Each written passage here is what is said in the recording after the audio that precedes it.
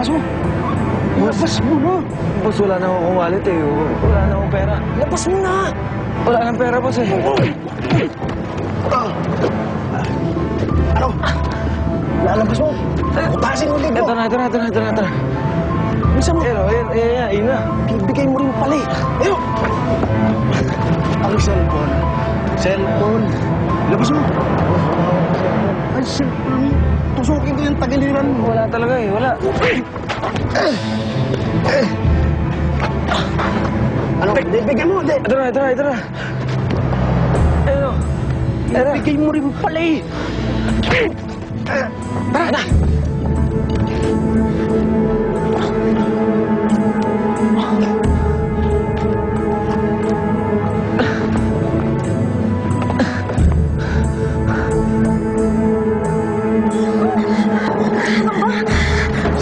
Ano? Okay ka lang?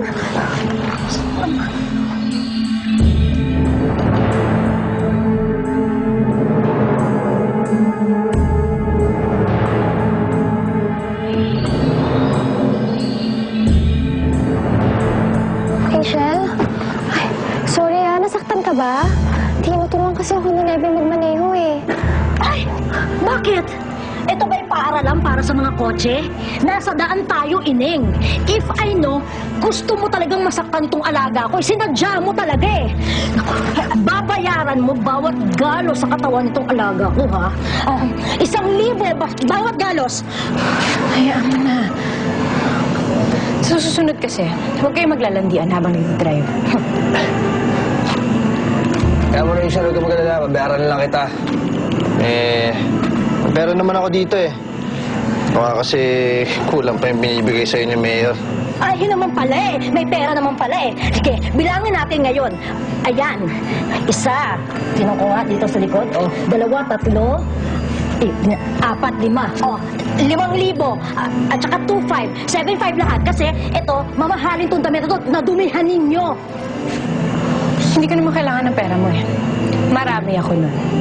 Saka, wala naman akong gasgas. Medyo nadumihan lang. Nga pala, sanay ka nga pala madumihan dahil gabi-gabi ang dinudumihan ni Mayor.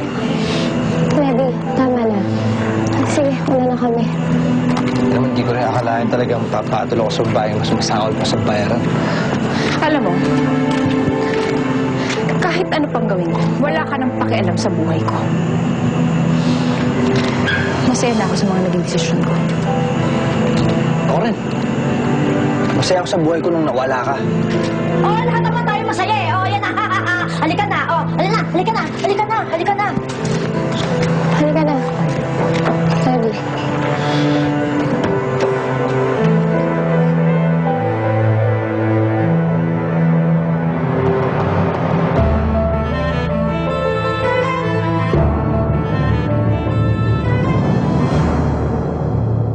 What's wrong with you? Ma, ako, okay lang ako. Ikaw, okay ka lang ba? Maayos pa ba yung pagsasama niyo ni Daddy? Kasi siya, okay siya doon kay Rachel eh. Saan ba tayo pupunta? Alam mo ba kung saan nakatira si Levy dito sa Manila? What did you say? Hindi niyo ba alam? Kabit ni Daddy si Rachel. Huwag mo nakuha yung yaman mo. Biglang yaman ka yata eh. Baka jackpot ka ba? Bonnie, alamin mo kung nasan si Rachel ngayon. Ngayon na. Pilit ko siya kalimutan eh, pero hirap eh. Paano mo siya makakalimutan kung galit ka sa kanya? O baka naman ayaw mo lang mawala siya sa'yo? Tumatanda ka na eh. Alam mong mas gusto ng asawa mo ang isang batang katulad ko.